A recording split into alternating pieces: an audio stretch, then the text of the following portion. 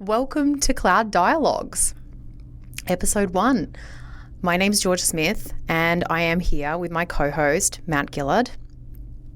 Hi, Georgia, and listeners. Excited to be here with you. Good evening, as it is in Melbourne. Should we quickly talk about why we started this podcast? Why did we start this podcast, Georgia? Well, I think for me, over the last few years, obviously I've had my head in the cloud for a few years now. So funny. Everybody clap. So I've had my head in the cloud for a few years now, more specifically AWS and a little bit of Azure before I landed at AWS. But I think, even now, I still find myself on the receiving end of lots of questions around how to do cloud in the right way.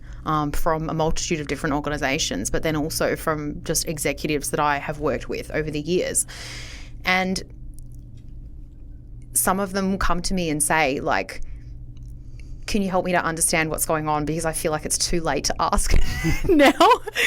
So I thought, well, maybe we should help them. And I think, from a business perspective, obviously it's really critical to have a great vision and build a strategy using that vision when we talk about cloud. And a lot of the time organizations have got a bunch of different executives really thinking about very separate things, whether that's, whether it is cloud migrations or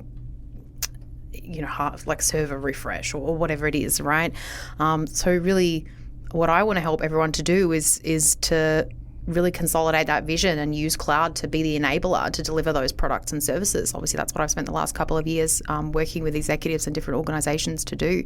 And it's something that I'm really passionate about. So I thought that we could use this opportunity as something that, as far as I'm aware and we're aware, hasn't been done before, is to give executives the ability to learn about cloud and, in a hopefully fun way.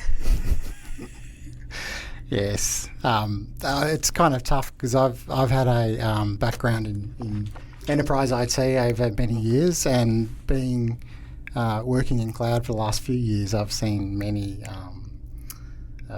struggles, I guess, with implementing cloud. No real lack of strategy. Yes. I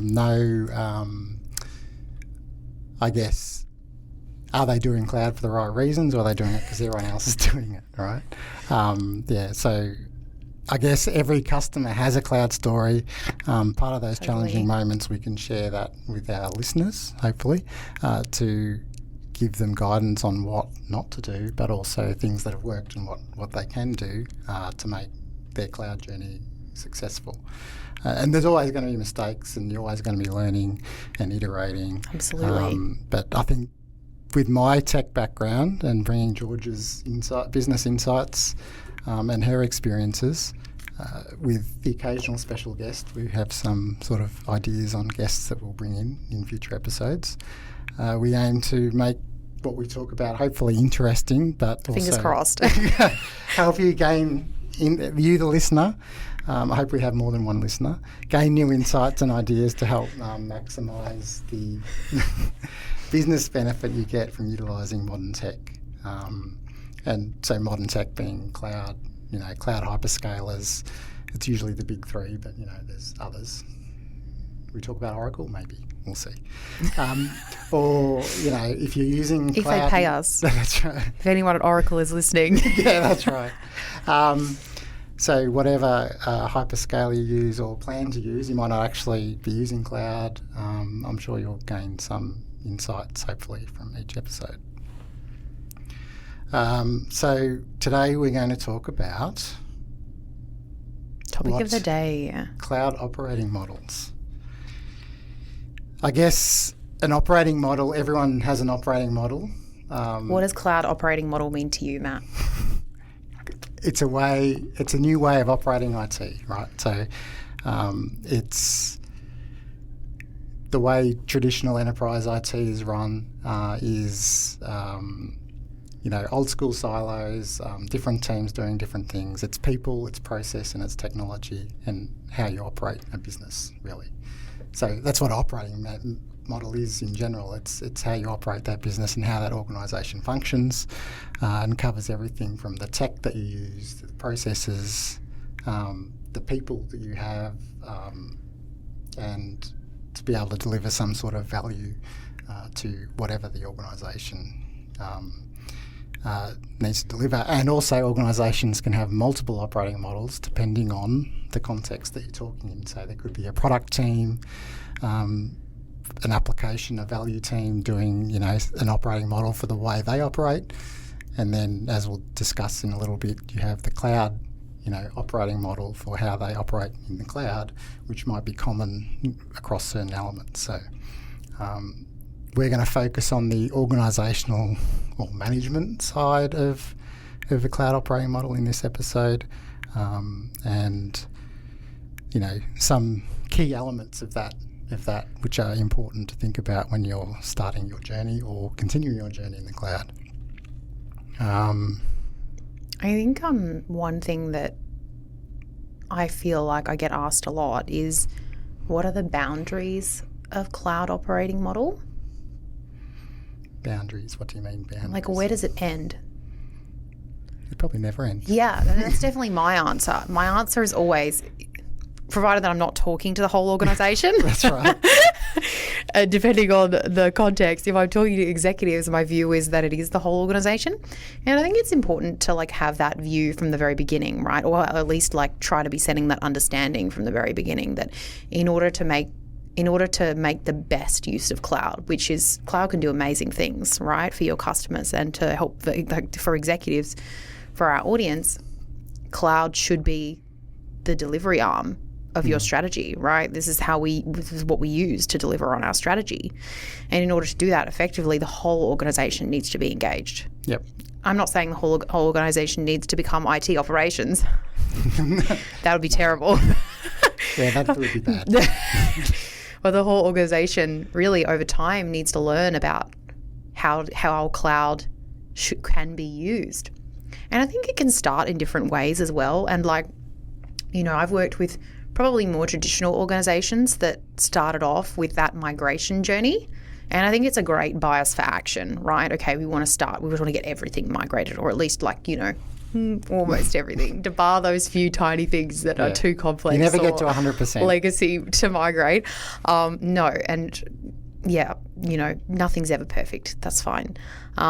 But it can be a good, you know, bias for action. It's like, well, if we get everything migrated over, then we can work a lot more quickly to innovate, right? But then I've also seen it done the other way. It's like, actually, we're going to start using cloud as like an innovation arm. And I've seen that be very successful as well, right? Especially where you've got executives, some of your peers maybe don't understand what the point of cloud is and need to be brought on that journey. And as you start kind of building that capability and starting to deliver small products and services, really seeing the value in that very quickly and how quickly things can be taken to market. And then that becomes the catalyst for that migration effort. Yeah, that's right. And also, you don't transition to a cloud operating model overnight. No. So you've got, you know, you have the event that happens, and then you have a small team, and you work out. There's no one size fits all. So you need to work out what works for your organisation, and having a small team, working out what works, make sure you document those processes, what works, keep doing it. And starting small, right? Yeah, I think starting small is critical. Like I think a lot of, you know, there's always a, I guess kind of, well, we all want to do things that make a difference, right? But it doesn't need to be a big bang effort. It can actually start off with like 3-4 people doing some stuff in the, you know, 20 or 30% capacity of their time. Exactly. And that can deliver outstanding results because of how agile cloud can be utilized. And having those feedback loops. So things that don't work, stop doing them. Change, you know, if you're not getting the business, well, you'll know it's not working if you're not getting the business value.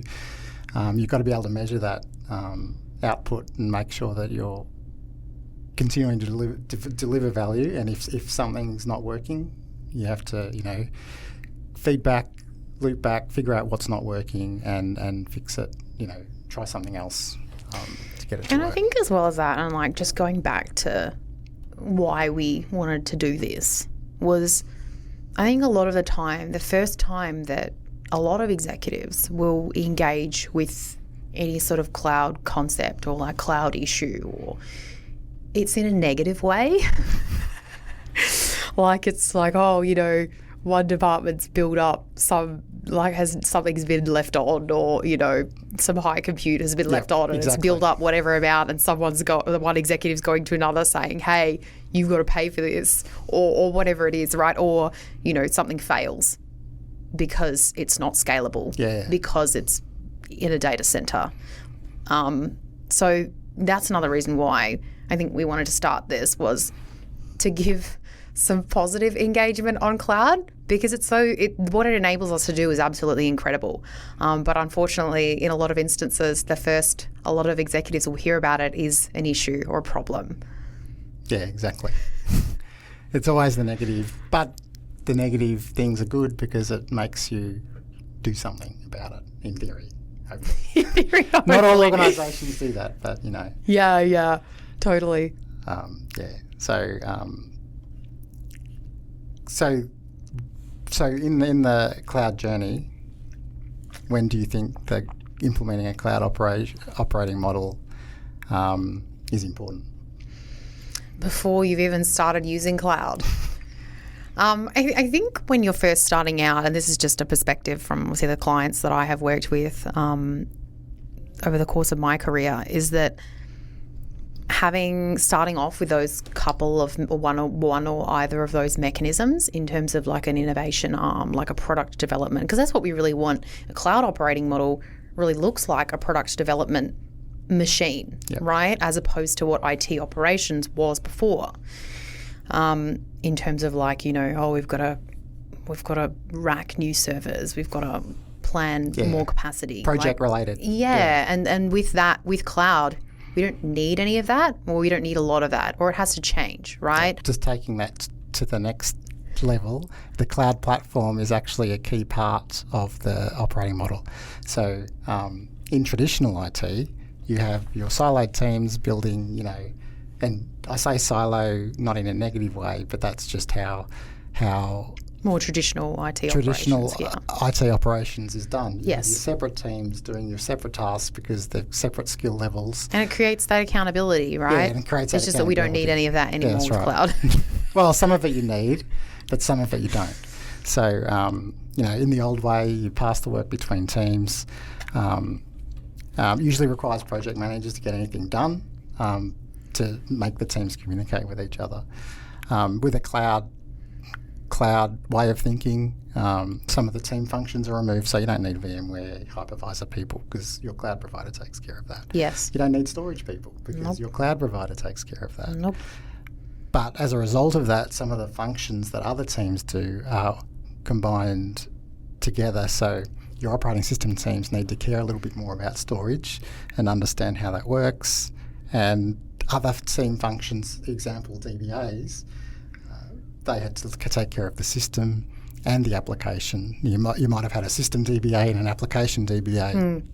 Now you just really need an application DBA, mostly to be able to tune the application. Matt?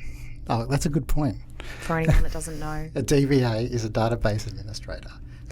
And tell me what a hyperscaler is. Oh, hyperscaler is a cloud. Hyperscaler is the big three cloud providers. So we're talking AWS, Azure, GCP. Azure, GCP, exactly right.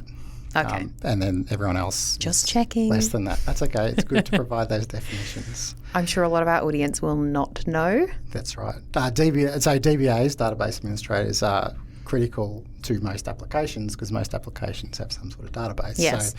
So improving the value that they provide, reducing the, I guess, undifferentiated heavy lifting, which is a bit of a mouthful,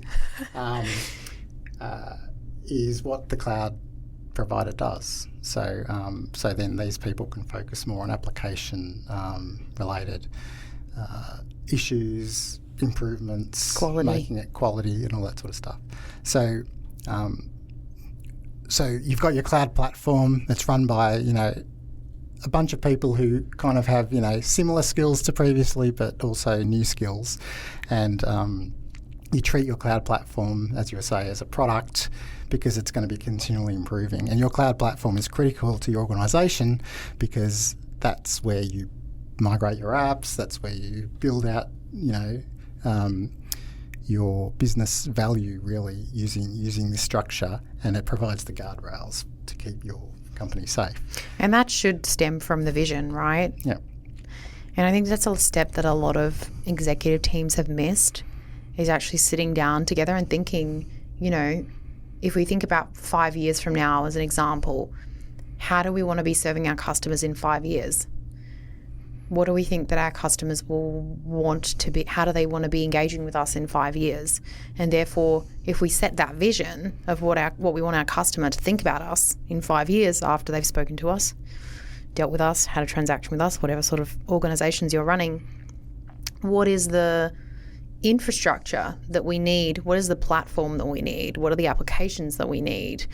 What is the architecture that we need to actually deliver on that vision? And then thinking, okay, well, say we need, we want to deploy a new customer interface that we want to be using in maybe 3 years, right? Ideally a lot sooner. But if we work backwards from that and thinking, what applications do we need to get migrated first? That kind of starts setting the vision, right? For that, okay, well, from an innovation perspective, this is what we want to be achieving on whatever timeline, and therefore that's how we need to start that cloud journey. Yeah. And that dictates your architectural requirements for your cloud platform as well. So depending on what you want to do, will define what your cloud platform looks like. And you start off slow, as we said earlier, you start off slowly by ideally taking team members that you already have, people who want to learn. Some people don't want to learn, and that's fine. Other people do. So you've got to pick those innovative people to help kickstart that journey. And it's also important to, if you have no cloud experience, to get a trusted partner as well in to help you. So you can hire in, but you can also get a partner to kickstart your journey and work with your team to build out that platform. I've seen that work many times where customers seed their initial cloud platform with the partner teams, and they upskill, cross-pollinate, that skill level with other team members that you already have, and then it starts off small, but then it starts to grow as soon as you start delivering the initial phase of platform. Your product teams can then start using that platform to build their value for the business. The other important thing about getting a partner who's done it before, well, they've done it before, so they know a lot of the pitfalls and the problems that people can run into. They have deep relationships with the cloud vendors. So, I work for an AWS partner, and we have very deep relationships with AWS, for example. There are other organisations that have deep relationships with Microsoft, and all that information helps because they get visibility over things that are coming up, NDA, all that sort of stuff, which can help solve the problem. So you're building a platform on top of the hyperscalers platform, cloud providers platform, and they're continually improving their environment. So you should also be investing to improve your environment, which is built on top of their environment, to be able to meet your vision and what needs you have. And I think as well as that, like as non-technical executives, a lot of the time we hear about cloud migration is when we get a knock on the door about some sort of application that we're using, and it's like, oh, we need to migrate this. And obviously that's an important part of the journey for the overall organisation, making sure that, whatever the migration machine looks like, that they have the right information to enable applications and whatever needs to be migrated to cloud successfully. Or, maybe, like, for example, we might be the owners of applications that actually are very low use or low importance. And it's important that the migration machine gets that information. Yeah, that's right. Even if that's just the feedback that it is, right? Like, we actually don't think this is very important. And that's part of that. That's part of that migration plan. Yeah. You find actually it's like clearing up the especially in big organizations. Yeah. Clearing out the trash. Yes, clearing out the trash. No, it is, and it's so hard. Like, and especially when you've got, you're trying to do things as frugally as possible, right? And then you can't get answers out of the people that own the applications or are using the applications, and that makes it really hard to do the right thing by the organization. So as frustrating as it is, or everybody obviously has got their own priorities and things that are front of mind. But in order to enable organizations to really accelerate their innovation pathway, we need to get the migrations done, which means getting the right information at the right time to the right people. Yeah, exactly right. And so your cloud platform is providing a environment for your product teams, your workload teams, and a workload team is basically a consumer of your platform. And then however your platform is operated, so the operations of that platform takes care of security, improvements and day-to-day, maintenance, dealing with the cloud provider. Your workload teams, they also they build on top of your environment, and they have their own operating model where they're operating their application, they're deploying their application. So you've got to provide those interfaces, standard interfaces for them to deploy their application. And how that operates is very different to the way they do it today with on-prem. So going back to the original discussion about iteration and fast feedback loops, especially if you're new, they need to work out. There's so many different tools and ways to deploy applications. Totally. They've got to learn what works for them and what doesn't work for them. The organisation, so your organisational structure can actually dictate how your cloud platform will look. So an example of that is a large, you might have a large multi-region organisation with different teams in different regions or different business units, and they might have very different requirements for your cloud environment. So there's three main topologies. So you can have a decentralised model, and in that case, if you do have that large presence, then you can have separate cloud platforms in each region run by separate teams to deal with those local needs, local requirements, data sovereignty, and other regulatory reasons possibly. Then there's the centralised model, and that's the most common one for most organisations, where you've got a central team that looks after your platform, and then you've got workload teams or whatever utilising that. And then you've got a federated model, which is like a minimal central team, and then some of the cloud operations go out to the product teams who deal with the separate training, separate features for particular regions. So it's kind of a mix between the two. So centralised is always probably the one that is safe to start with, because usually you won't go out to everywhere straight away. You'll probably start with a small region. A phased approach is generally preferred, right? And you can always switch later to a. It's going to grow anyway. Exactly, and that'll a lot of the time the model that you choose, definitely it'll be obvious because your organisational structure will dictate which one you use. But again, along with everything in cloud, there's no fixed rules, and you can always iterate and change later. Agile. Be agile. Feedback loops. Cool. I think we've covered most things that we wanted to discuss today. The only other thing that I wanted to just briefly touch on in terms of strategy and how it ties in with having the right governance. And I think something that I've seen used really effectively, especially in the last few years, is having, obviously we've got our IT, our executive that looks after our IT operations and our IT function, but then also having the executive sponsorship over that executive sponsorship additionally or even primarily sitting with another executive that looks after, say, like customer operations, right? And then those two executives work really closely together to make sure they are really aligned on the vision. This is where we're heading. And I remember once, and I was saying this to Matt earlier, I was sort of starting work with an executive team, and one of them sort of was saying, he was like, oh, well, our strategy changes all the time, so I don't really see any point in setting it in stone.